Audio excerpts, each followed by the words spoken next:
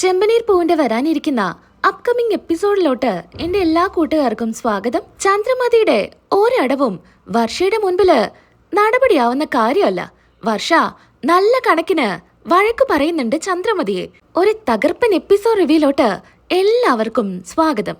അങ്ങനെ വീട്ടിലെ നവരാത്രിയോടനുബന്ധിച്ച് ഗോലു വെക്കാനായി തീരുമാനിക്കുകയാണ്.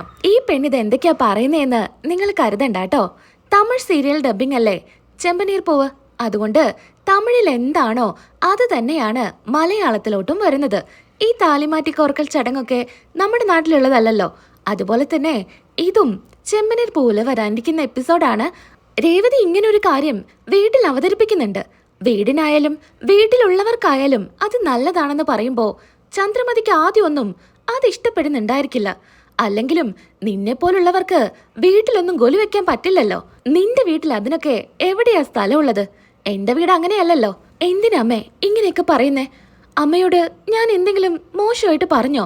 ഞാനിപ്പോ നമ്മുടെ കുടുംബത്തിന് വേണ്ടിയിട്ടാ ഇങ്ങനെ ഒരു കാര്യം ചെയ്യാന്ന് എല്ലാവരോടും പറഞ്ഞത്.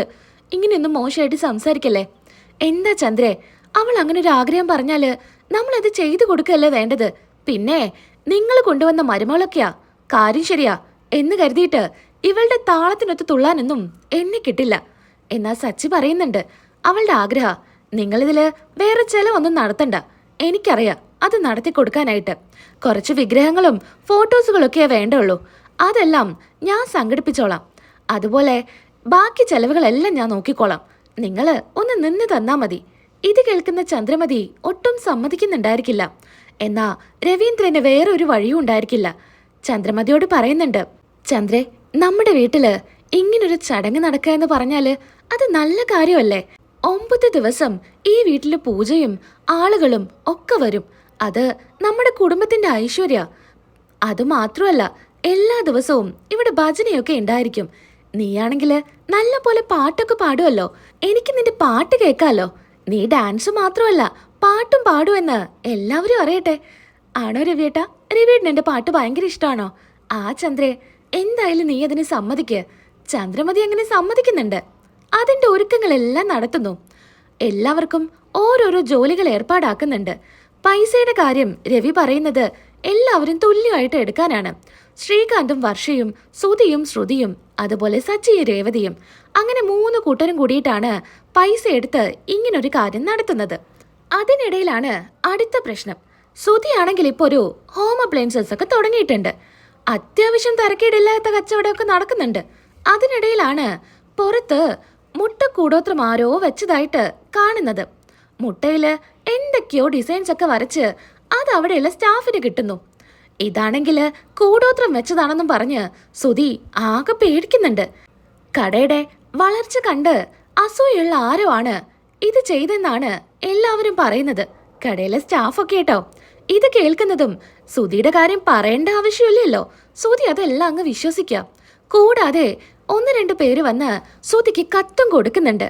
പേരോ വിലാസോ ഒന്നും തന്നെ ഇല്ലാത്ത കത്ത്.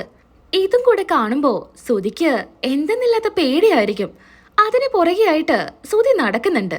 ജോത്സ്യനെ കാണാനും അതുപോലെ ഊമക്കത്ത് ആരെ എഴുതിയെന്നറിയാനൊക്കെ നടക്കുക. അപ്പോഴായിരിക്കും വീണ്ടും ഒരു കത്ത് വരുന്നത്. ആ കത്തില് പറയുന്നത് അമ്പലത്തിൽ വെച്ച് കാണാനായിരിക്കും. എന്നാ ശ്രുതിയോട് ഇക്കാര്യം പറയുമ്പോൾ ശ്രുതിക്ക് സംശയം തോന്നുന്നത് PA ആയിരിക്കും. PA തന്നെയാണ് ഇങ്ങനൊരു പണി ചെയ്യുന്നത്.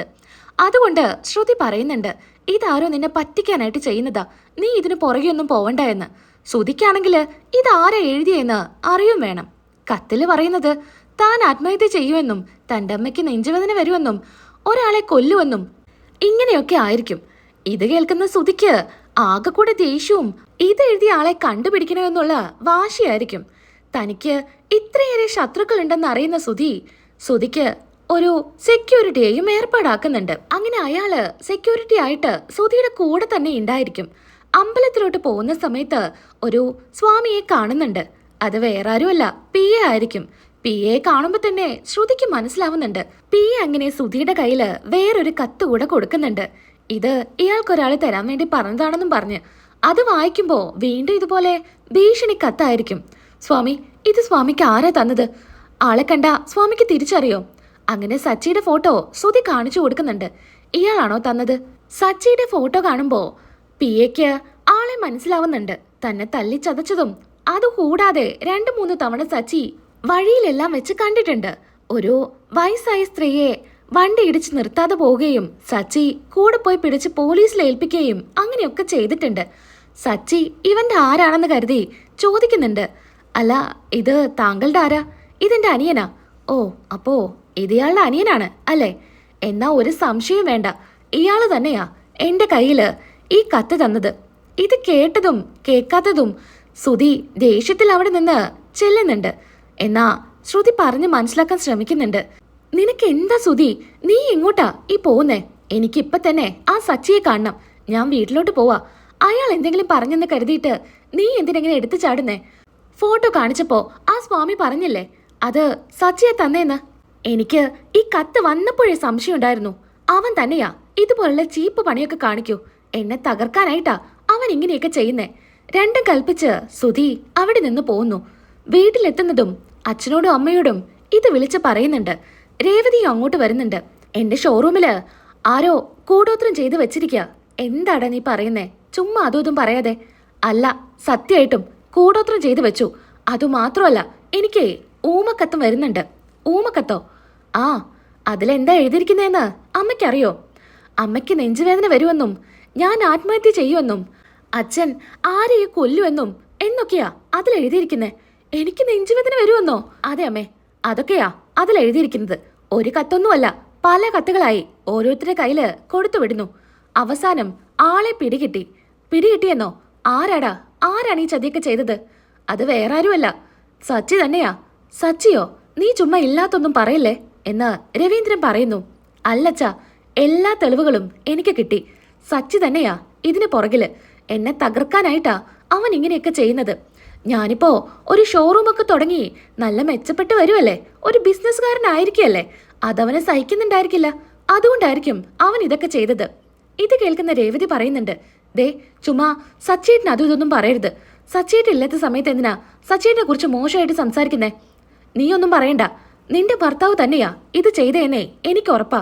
സച്ചേട്ടൻ അങ്ങനെ ചെയ്യില്ല, അതെനിക്ക് ഉറപ്പാ. എന്തിനാ നിങ്ങൾ ഇങ്ങനെയൊക്കെ പറയുന്നേ? ഇത് സച്ചേട്ടൻ കേൾക്കണ്ട. പിന്നെ അത് മതി. എന്താടി, നിന്റെ ഭർത്താവ് വലിയ പുള്ളിയാണോ? അവൻ ഓരോന്ന് ചെയ്തു വെക്കുന്നത് നിനക്കും അറിയുന്നല്ലേ. പിന്നെ നീ കൂടുതല് വർത്താനൊന്നും പറയാൻ നിൽക്കണ്ട.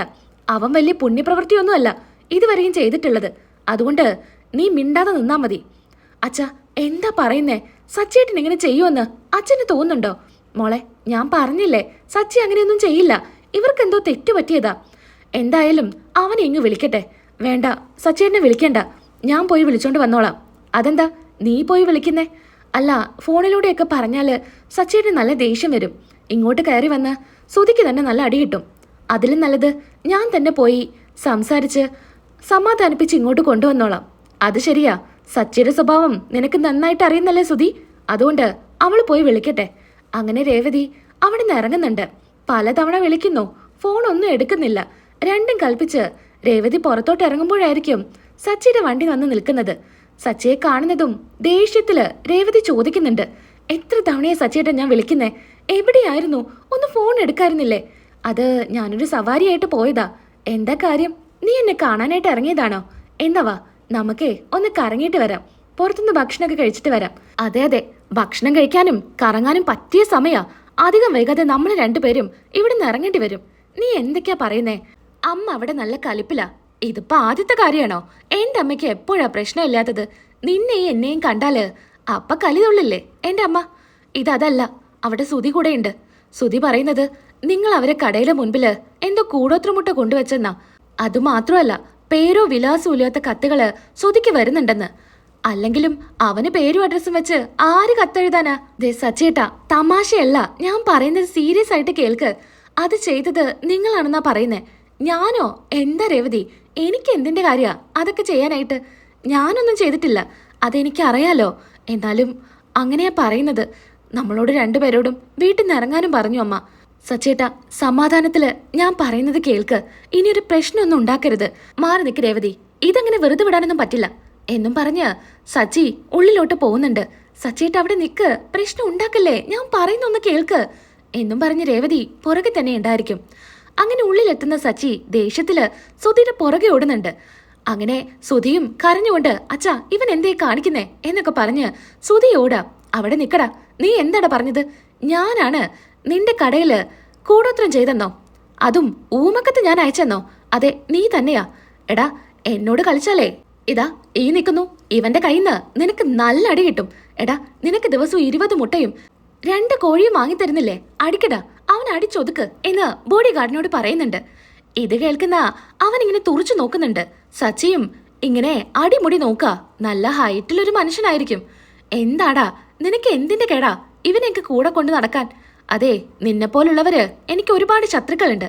നിന്നെ നേരിടാനേ ഇതുപോലുള്ളതിനൊക്കെ വേണം. നീ എന്തിനാടാ എന്റെ കടയിൽ കൂടോത്രം ചെയ്തു വെച്ച്? എന്തിനെനിക്ക് ഉമക്കത്തയച്ച്? എനിക്ക് നിന്നോട് അങ്ങനെയൊന്നും ചെയ്യണ്ട ഒരാവശ്യമില്ല. എനിക്ക് നിന്നോട് എന്തെങ്കിലും വൈരാഗ്യോ വിദ്വേഷോ ഉണ്ടെങ്കില് അതെനിക്ക് നേർക്ക് നേരെ നിന്ന് തീർക്കാനറിയാം. അല്ലാതെ ഇതുപോലെ ഊമക്കത്തൊന്നും അയക്കേണ്ട ആവശ്യം എനിക്കില്ല. നിനക്കെന്തോ ഭ്രാന്താ? നിന്നോടൊന്നും ഇങ്ങനെ ചോദിച്ചാലേ നീ സത്യം പറയില്ല. പോലീസിനെ വിളിച്ചാലേ നീ കറക്റ്റായിട്ട് മണി പോലെ സത്യങ്ങൾ തുറന്നു പറയൂ. എടാ, കൂടപ്പറപ്പിനെ പോലീസ് സ്റ്റേഷനിൽ കയറ്റാനൊക്കെ മനസ്സ് നിനക്ക് എങ്ങനെയാടാ തോന്നുന്നത്? നീ എന്തിനാടാ പഠിച്ചത്? വെറുതെ പഠിപ്പുണ്ടെന്ന് മാത്രമേ ഉള്ളൂ, 10 പൈസയ്ക്ക് വിവരം പോലും ഇല്ല എന്ന് രവി പറയുന്നുണ്ട്. അച്ഛാ, അവൻ വിളിക്കട്ടെ, ആരാ ചെയ്തതെന്ന് അറിയണമല്ലോ. ദേ, ഞാനൊരു കാര്യം പറഞ്ഞേക്കാം. സച്ചി അങ്ങനെ ചെയ്യില്ല എന്ന് ഞാൻ പറഞ്ഞു. അവനും പറയുന്നു അവനത് ചെയ്തിട്ടില്ല എന്ന്. വീണ്ടും വീണ്ടും എന്തിനാ നീ ഇത് സ്ഥാപിക്കാൻ നിൽക്കുന്നേ എന്ന് രവി പറയുന്നു. അല്ലച്ചാ, എന്നോട് കൃത്യമായിട്ട് പറഞ്ഞതാ ഇവൻ തന്നെയാ ഇത് ചെയ്തേന്ന്. ആരാ നിന്റെ അടുത്ത് പറഞ്ഞത്? ആര് പറഞ്ഞെന്നാടാ നീ ഈ പറയുന്നത്? എടാ, നീ എന്നോട് ഒരുപാടങ്ങ് കളിക്കാൻ നിൽക്കല്ലേ. ഏട്ടനില്ല എന്ന് കരുതിയിട്ട് ക്ഷമിച്ചാ ഞാൻ നിൽക്കുന്നത്. എന്റെ ക്ഷമ തെറ്റിയല്ലേ നീ പിന്നെ ഇവിടുന്ന് അങ്ങ് ഓടും. കണ്ടോ രവിയേട്ടാ, ഇവന്റെ അഹങ്കാരം കണ്ടോ? ഇവൻ ആരാന്നാ ഇവന്റെ വിചാരം എന്ന് ചന്ദ്രമതി ചോദിക്കുന്നു. രവിയേട്ടാ, ഇവനും ഇവളും ഇവിടെ നിൽക്കുന്നിടത്തോളം കാലം ഇവിടെ ഒരു സമാധാനം ഉണ്ടായിരിക്കില്ല. എല്ലാ ദിവസവും പ്രശ്നം തന്നെയായിരിക്കും. എടി, മര്യാദയ്ക്ക് നിന്റെ ഭർത്താവിനെ വിളിച്ച് ഇവിടുന്ന് ഇറങ്ങിക്കോ. എന്താ അമ്മേ, ഞാൻ ഇവിടുന്ന് ഇറങ്ങില്ല. അമ്മയ്ക്ക് എന്തൊക്കെ അധികാരമുണ്ടോ അതൊക്കെ എനിക്കും ഇവിടെയുണ്ട്. ഞാൻ ഇവിടെ തന്നെ നിൽക്കും. കണ്ടില്ലേ രവിയേട്ടാ, ഇവളുടെ അഹങ്കാരം കണ്ടില്ലേ? അവള് പറഞ്ഞാൽ എന്താ ചന്ദ്രേ പ്രശ്നമുള്ളത്? അവളുടെ വീടാണിത്. നീ വന്ന പോലെ തന്നെയാ അവൾ ഇങ്ങോട്ട് കയറി വന്നിരിക്കുന്നത്. ഇതേ എന്റെ അച്ഛൻ എനിക്ക് തന്ന വീടാ. അതില് വേറെ ആർക്കും ഒരവകാശവും. അമ്മേ, ഇവൻ തന്നെയാ ഇത് ചെയ്തിരിക്കുന്നേ. എനിക്ക് 100% ഉറപ്പാ. എന്നെ ഇല്ലാതാക്കാനായിട്ട് ഇവന്റെ പ്ലാനാ. എടാ, നിന്നെ എന്നും പറഞ്ഞ് തല്ലാനായിട്ട് ചെല്ലുന്നുണ്ട്. അപ്പോഴേക്കും സുധിയുടെ ബോഡി ഗാർഡ് ഇടയിൽ വന്ന് നിൽക്കുന്നുണ്ട്. എന്റെ ബോസിനെ അങ്ങനെ തല്ലാനൊന്നും പറ്റില്ല. മാറി നിക്ക്. ഇത് ഞാനും എന്റെ ഏട്ടനും തമ്മിലുള്ള പ്രശ്നാ. നീ അങ്ങ് മാറി നിക്ക്. ഇവനെ തല്ലി വീഴ്ത്തിയിട്ടേ സച്ചിക്ക് എന്റെ മേലെ തൊടാൻ കഴിയൂ എന്ന് സുധി പറയുന്നു. എടാ, മാറി നിക്ക്. ഇവനെ 10 പേര് ഒരുമിച്ച് വന്നാലും പിടിച്ചു നിൽക്കാൻ കഴിയുന്നവനാ. അതുകൊണ്ട് നീ ഇവന്റെ മുൻപില് വലിയ ആളാവാനൊന്നും നിൽക്കണ്ട എന്ന് സച്ചിയെ വെല്ലുവിളിക്കാം. എന്നാ സച്ചി ഒറ്റ തട്ടായിരിക്കും. ദാ കിടക്കുന്നു 2 പേരും. എന്നാ അത് ആദ്യമൊന്നും ആർക്കും മനസ്സിലാവുന്നില്ല. പിന്നീട് സ്ലോ മോഷനിൽ ഒന്നും കൂടെ കാണിക്കുന്നുണ്ട്. ഒറ്റടിയില് ആ ബോഡി ഗാർഡിന്റെ കൈ കൊണ്ട് സുധിയും ബോഡി ഗാർഡും നിലത്ത് കിടക്കുക. ഇത് കണ്ടാണെങ്കില് വർഷയും രേവതിയും പൊട്ടിച്ചിരിക്കുന്നുണ്ട്. ചിരി അടക്കാൻ പോലും പറ്റുന്നുണ്ടായിരിക്കില്ല. ശ്രുതിക്ക് നാണക്കേട് കൊണ്ട് തല താഴ്ത്തി നിൽക്കേണ്ട അവസ്ഥയായിരിക്കും. ചന്ദ്രമതിയും അതുപോലെ ആയിരിക്കും. ഇത്രയും ആചാനബാഹുവായിട്ടുള്ള ഒരാള് ഇങ്ങനെ ഒറ്റയടിക്ക് വീണ് കിടക്കുക എന്ന് പറയുമ്പോ അത് ഇത്തിരി മോശമല്ലേ? സച്ചി അത്രയും പവറോട് കൂടിയാണ് അടിച്ചത്. അങ്ങനെ എല്ലാവരും ചിരിക്കുന്നുണ്ട്. മതിയടി ചിരിച്ചത് എന്ന് ചന്ദ്രമതി പറയുന്നു. സത്യത്തില് എന്താ പ്രശ്നം, എന്താ ഉണ്ടായേ എന്ന് പൗഡർ ഏട്ടത്തിയോട് ചോദിക്കുന്നുണ്ട്. അമ്പലത്തിൽ വെച്ച് ഇങ്ങനൊരു കാര്യം ഉണ്ടായെന്ന് നമ്മുടെ ശ്രുതി പറയുന്നു. ഓ, അതാണോ കാര്യം? ആരെങ്കിലും എന്തെങ്കിലും പറഞ്ഞെന്ന് കരുതിയിട്ട് അതിനനുസരിച്ച് അങ്ങ് തുള്ളരുത്. അപ്പൊ തന്നെ നീ എന്നെ വിളിക്കായിരുന്നില്ലേ? ഞാൻ അങ്ങോട്ട് വരുമായിരുന്നില്ലേ? അവനെ തല്ലിച്ചയച്ച് സത്യം ഞാൻ പറയിച്ചേനെ. എന്തായാലും ഇത് പോലീസിനോട് പറയുന്ന നല്ലത്. അവര് കണ്ടുപിടിക്കട്ടെ. അയ്യോ, പോലീസിനൊന്നും അറിയിക്കണ്ട എന്ന് ശ്രുതി പറയുന്നു. കാരണം PAയുടെ പണിയാണല്ലോ ഇത്. അതുകൊണ്ട് അതെന്താ പോലീസിനെ ഇവർ അറിയിച്ചാല്? അതൊന്നുമല്ല, ഞാൻ അപ്പോഴേ പറഞ്ഞതാ സുധീരുടെ അടുത്ത്. നിന്നെ ആരെങ്കിലും പറ്റിക്കാനായിട്ട് ഇങ്ങനെയൊക്കെ ചെയ്യുന്നതായിരിക്കുമെന്ന്.